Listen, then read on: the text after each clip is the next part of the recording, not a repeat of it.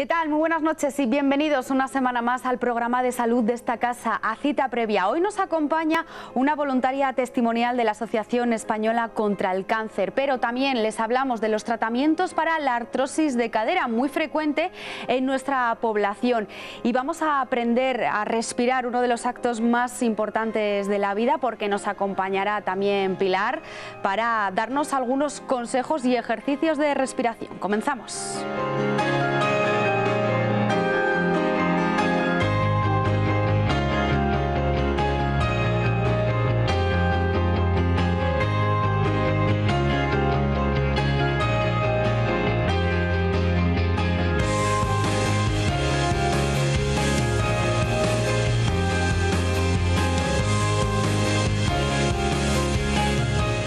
Les hablábamos la pasada semana de ese traslado inmediato de las urgencias de atención primaria al Divino Vallés, que por fin ya tenemos respuesta por parte de la consejera de Sanidad, que se reunió esta misma semana con los coordinadores de los centros de salud.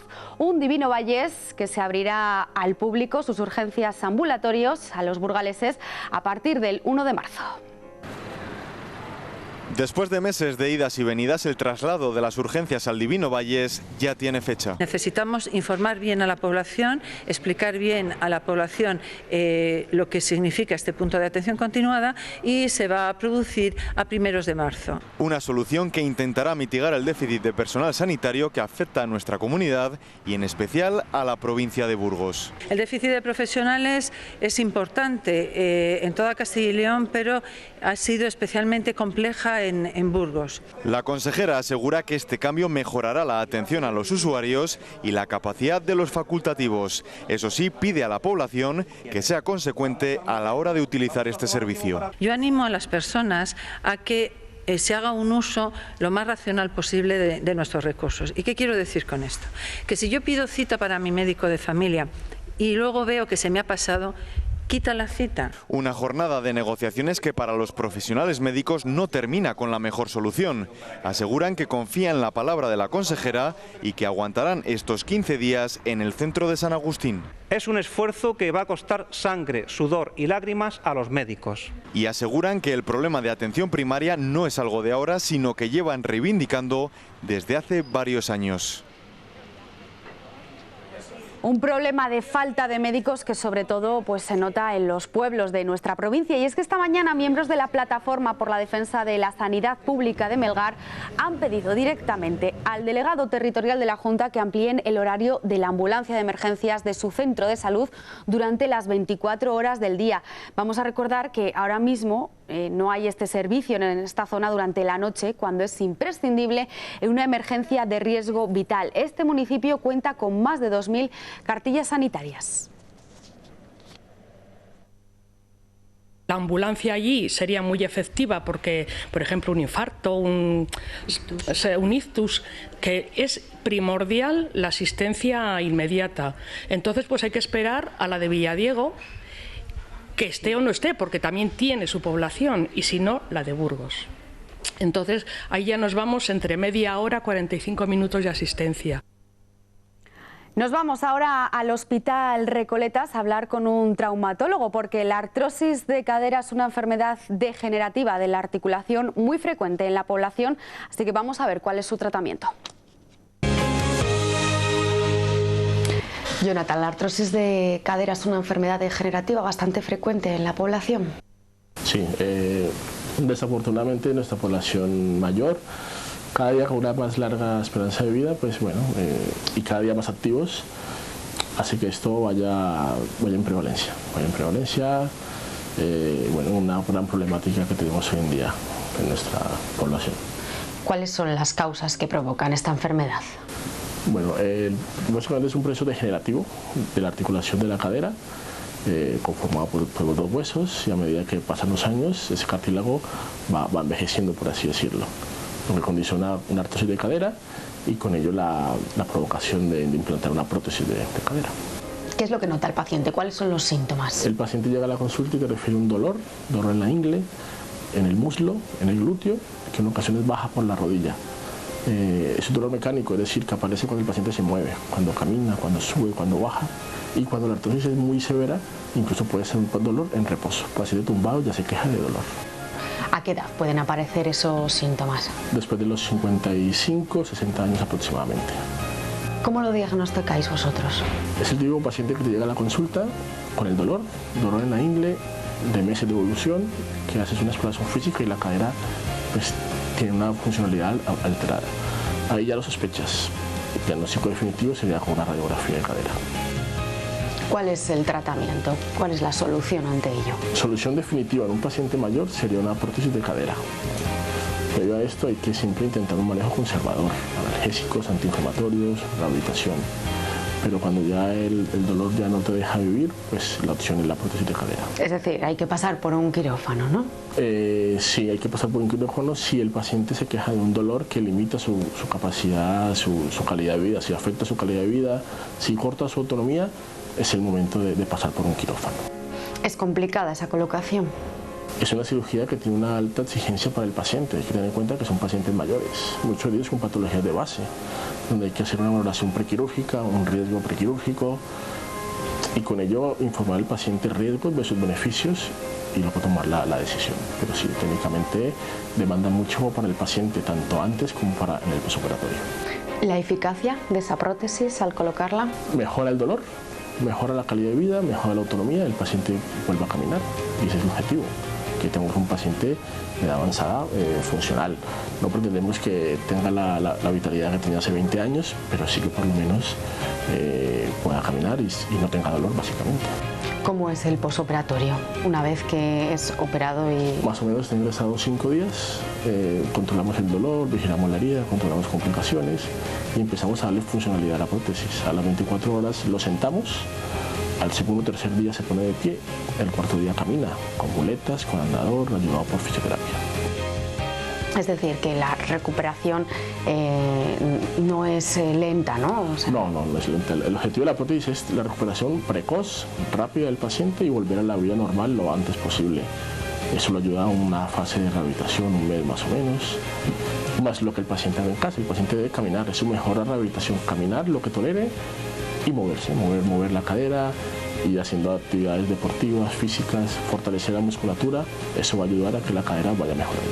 Es decir, puede volver a su rutina de hacer deporte, ¿no? Sí, caminar básicamente como deporte y luego evitar deporte de impacto.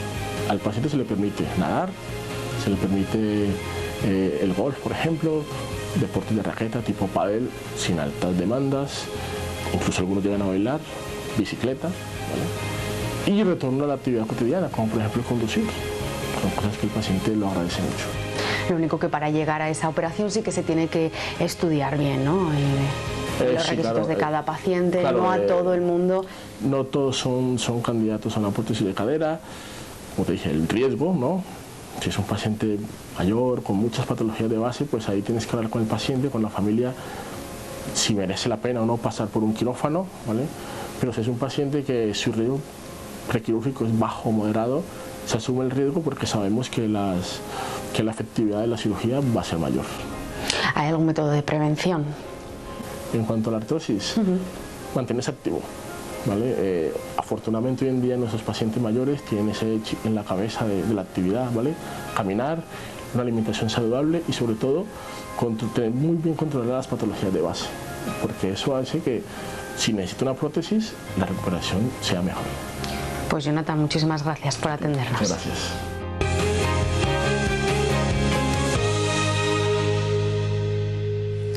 La respiración es uno de los actos más importantes de nuestra vida, pero nadie nos enseña. Hoy vamos a aprender a respirar con nuestra médico de familia, Pilar. Buenas noches, ¿qué tal? Hola, buenas noches, muy bien. Nos cuesta, ¿no?, saber respirar y tiene muchos beneficios.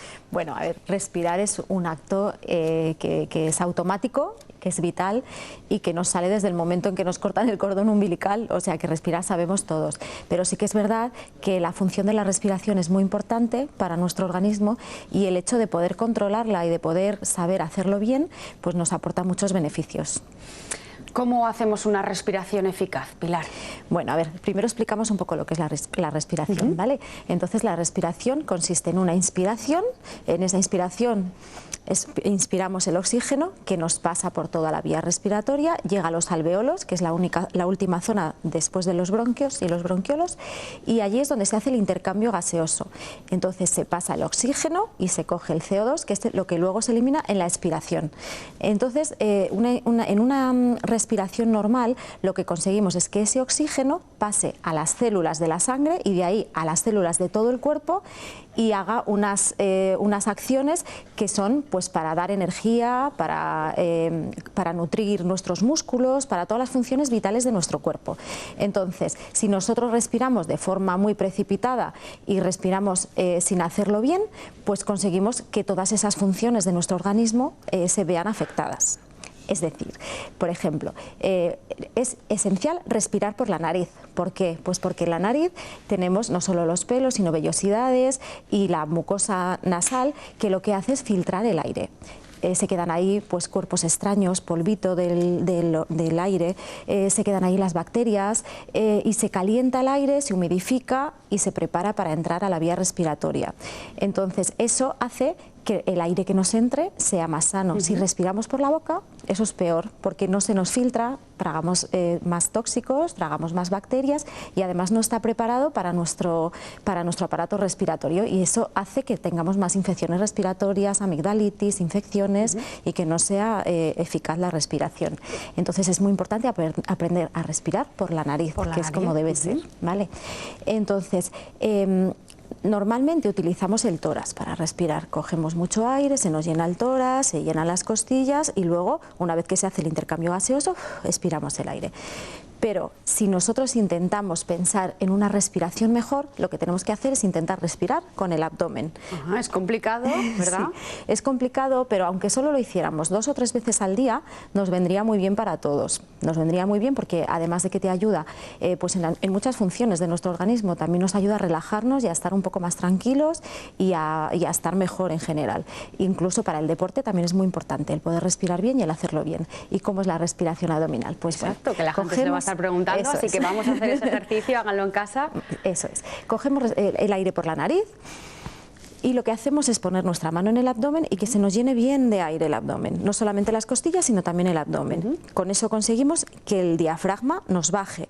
Al bajar el diafragma, nuestros pulmones que están en el tórax se amplían y entonces tienen más capacidad de coger aire. Normalmente hacemos unas 25.000 respiraciones en el día. En cada respiración cogemos más o menos 6-7, cada minuto 6-7 litros de aire, pero si nosotros hacemos estas respiraciones, cogemos más oxígeno y hacemos que se nos oxigene mejor la sangre. Y la expulsión por la boca más larga que lo que es la inspiración profunda por la nariz. Entonces esas respiraciones, haciéndolas como 8 o 10 minutos durante todos los días, un ratito por la mañana, un ratito por la tarde, incluso en la cama, cuando estamos en la cama antes de levantarnos y antes de dormirnos, es muy beneficioso para nuestro organismo. Simplemente eso.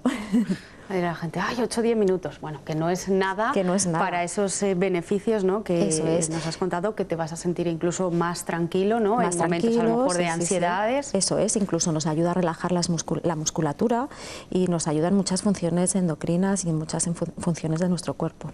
Bueno, pues a respirar por el abdomen, no por el tórax, ¿no? Y también en un momento dado, si te encuentras muy nervioso, que estás agobiado, que algo te preocupa, pues merece la pena pararse, respirar profundamente, llenar bien el abdomen de aire y luego soltarlo con una expiración larga, y eso nos relaja muchísimo y nos viene muy bien para nuestro organismo. Parece algo raro, ¿verdad?, hablar de la respiración, pero lo importante que es y los beneficios que nos aporta.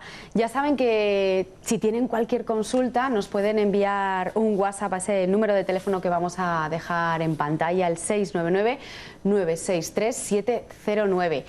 Que bueno, pues pueden hacer cualquier pregunta médica que nosotros dentro de 15 días se lo vamos a intentar resolver, ¿verdad, Pilar? Así es. Pues muchísimas gracias por habernos acompañado una vez más. Muchas gracias a ti. Vamos ahora a hablar con un testimonio, una una voluntaria testimonial de la Asociación Española contra el Cáncer en Burgos, pero porque el pasado martes se celebró ese Día Mundial.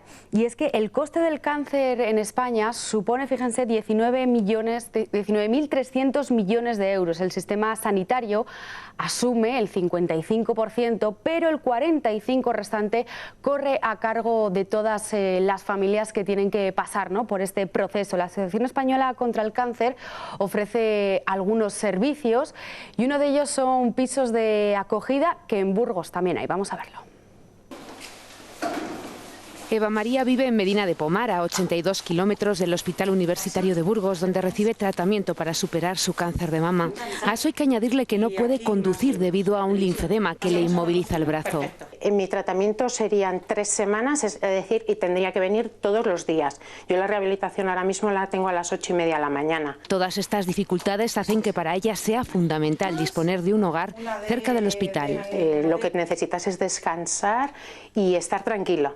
Y además lo bueno que tiene de estar tan cerquita del hospital, puedes ir andando, si te encuentras bien puedes ir andando, es una manera de pasear también, y aparte de eso es la tranquilidad de que no te pones en riesgo todos los días en la carretera. Este piso, en el que convive con otros afectados, es su segunda casa, y al estar acompañada, el día a día se convierte en una valiosa terapia. Nos ayudamos unos a otros, que si hoy necesita, uno le ves más flojito, pues te acercas a hablar con él, que te ven más flojito a ti, pues se acercan a hablar contigo. Es decir, eso anima. Fue hace 10 años cuando se puso en marcha esta iniciativa, que para los usuarios no tiene ningún coste. Es un pulmón, una vía de respiración de estos pacientes y una tranquilidad, el saber que se desplazan a una ciudad sabiendo que tienen un sitio donde dormir, descansar y donde estar apoyados por una atención psicosocial. Los pacientes, niños o adultos, tienen que estar acompañados por un familiar.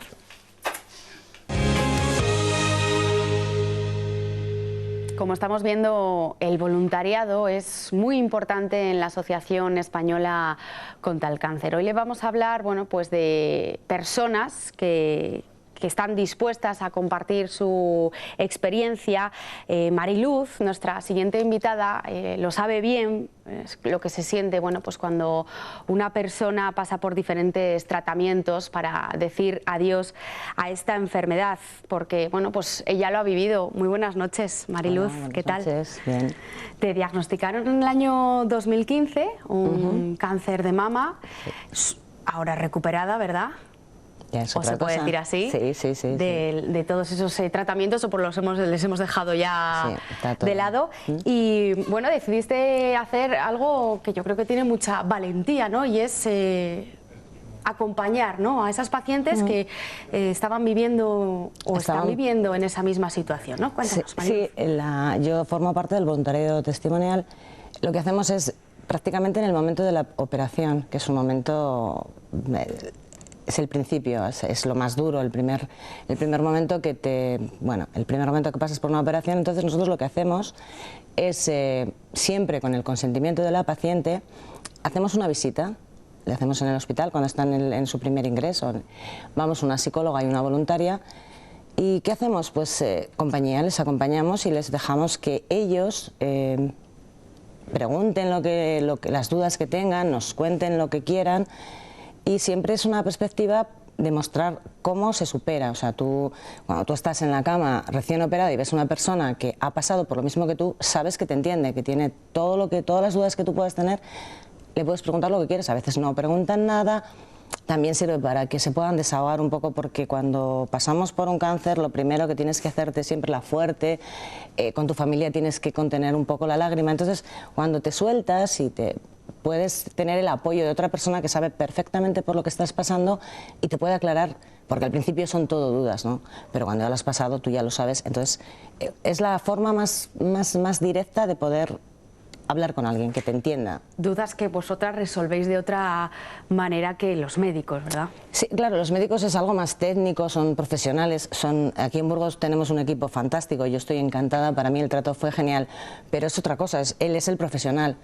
Y yo soy una paciente como la que está ahí, o sea, estamos en el mismo barco, entonces sabemos de qué estamos hablando, y las dudas más personales igual, porque los médicos, sí, claro, el tema médico lo llevan ellos, pero las dudas personales, eso entre nosotras nos entendemos mucho mejor. O sea, que vosotros subís, ¿verdad?, a las habitaciones. Vamos a la habitación una vez operadas. Sí, dejamos un tiempo, un día, por ejemplo, y al día siguiente de su operación, que ya, claro, están más recuperadas, pero es cuando ves lo que te ha pasado. O sea, el día que te despiertas, todavía al principio tal, pero al día siguiente ya ves lo que realmente dónde estás. Entonces nosotros les acompañamos con una psicóloga y no hacemos más que pues acto de presencia, por, no sé, animarles, procurar animarles, que alguien vea que tú has salido, que es algo que pasa, que lo podemos tener cualquiera, o sea, no es a mí también. Entonces cuando ves a alguien que lo ha superado, dices, bueno, si tú has podido y estás bien, yo también. ¿Y cómo suele ser la respuesta en ese momento de ellas? La respuesta de ellas, pues mira, cada persona es un mundo. Hay gente que llora, hay gente que no quiere saber nada, porque lo de no querer saber nada es otra etapa que pasa. Hay veces que no lo quieres ver, y cuando no quieres ver una cosa, pues prefieres casi ni hablar del tema. Otras te cuentan su vida, otras... Y también en esos momentos, nuestra psicóloga Inma y la persona que le acompaña, vemos si esa persona está bien, o sea, aparte de los problemas psicológicos que pueda tener, si está sola, si necesita algún tipo de ayuda, que eso también, la asociación también se encarga de eso, aparte del apoyo psicológico, ves un poquito, al ver a la persona, ves un poquito si tiene algún tipo de carencia. Y desde la asociación se apoya todo esto, o incluso apoyo psicológico a la familia, porque para la familia esto es un trance también. Siempre estamos pensando en los pacientes, sí, pero la familia no dejan de sufrir incluso más. Yo, por la parte que me toca, sé que la familia sufre, porque bueno, tú lo estás pasando y eres tú la que lo vas a resolver, vale, pero la familia es un miedo el que tienen y lo pasan fatal. Entonces a veces también se puede acompañar a la familia, o es más dejar que la gente se desahogue, es más un desahogo para... no sé, para las dudas que puedas tener, y te tranquilizas, y la familia también tiene un montón de dudas, un montón de inquietudes. Claro, a ti a veces, Mariluz, cuando estás en esas situaciones, ¿te hace revivir tu experiencia? Sé de gente que no ha querido hacer este tipo de voluntariado porque eso, o sea, al final llega un momento, y yo también me ha pasado, que hay momentos en los que dices, uff, casi prefería ya no hablar del cáncer, pero no, a mí realmente no. Yo lo llevo de otra forma más positiva y realmente no. Al visitar a la gente y apoyar a la gente, al final también tú te sientes muy bien. O sea, no, ves que tú has superado algo y estás bien y estás intentando ayudar, y al final cuando ayudas a alguien, tú te sientes mejor.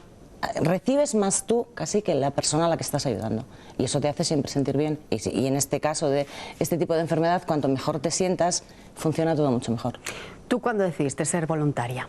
No lo recuerdo muy bien, pero creo que en cuanto conocí a Inma.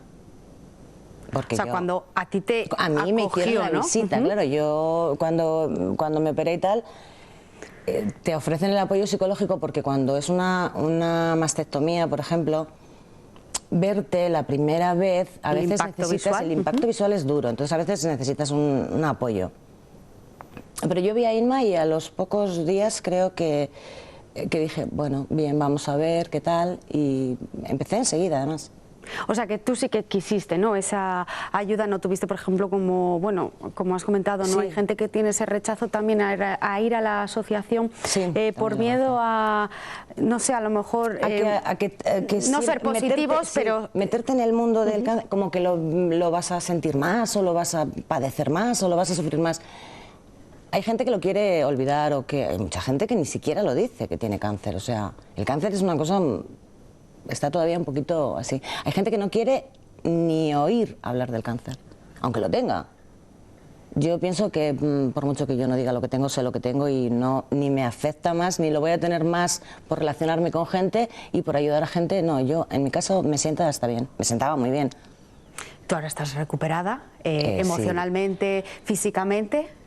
Sí, yo físicamente lo que más he estado es en reconstrucción, porque la parte que yo hablo mucho con la gente es de la reconstrucción, porque es otro tema. El cáncer está como muy así, ¿no? O sea, el tratamiento y todo eso está como muy visto. Ya lo escuchamos mucho, ¿no? Sí, pero la reconstrucción, la gente tiene muchísimas dudas. La reconstrucción es tan complicada como el cáncer, pero creo que es una parte muy importante. Yo, mi cirujano plástico, que es un encanto, o sea, en Burgos el equipo de cirugía plástica, el equipo de patología, todo el equipo médico para mí ha sido fantástico. Y yo con mi cirujano hemos tenido un trato tan cordial, él siempre me ha apoyado en todos los sentidos, o sea, desde el principio dijo, hasta que tú no estés a gusto con tu cuerpo y te encuentres bien, seguimos. O sea, y eso es una parte importante. Para la recuperación psicológica, la recuperación física es importante. ¿Os dan algún tipo de formación, Mariluz, para ir a ver a estas pacientes? Sí, tenemos formación, hacemos cursos de... si te haces el voluntariado testimonial es un curso, hay otros cursos para voluntariado acompañamiento domiciliario, que también lo hacemos, para voluntariado hospitalario, o sea, tenemos para cada cosa tenemos un curso, o sea, hay un protocolo. Tú no puedes ir a hacer una visita a una paciente así como...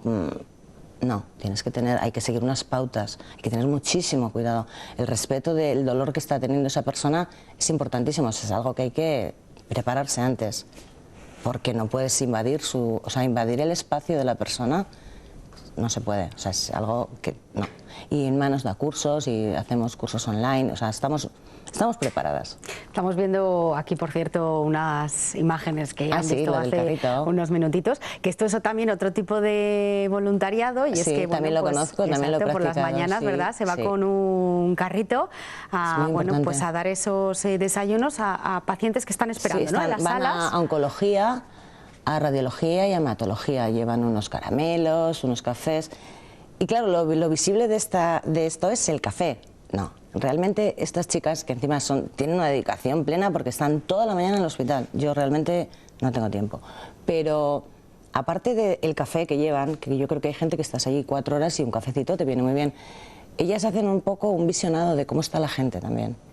Y se acercan para ofrecer el apoyo psicológico de la asociación para gente que lo necesita, porque claro, estamos hablando de que hay gente que está sola.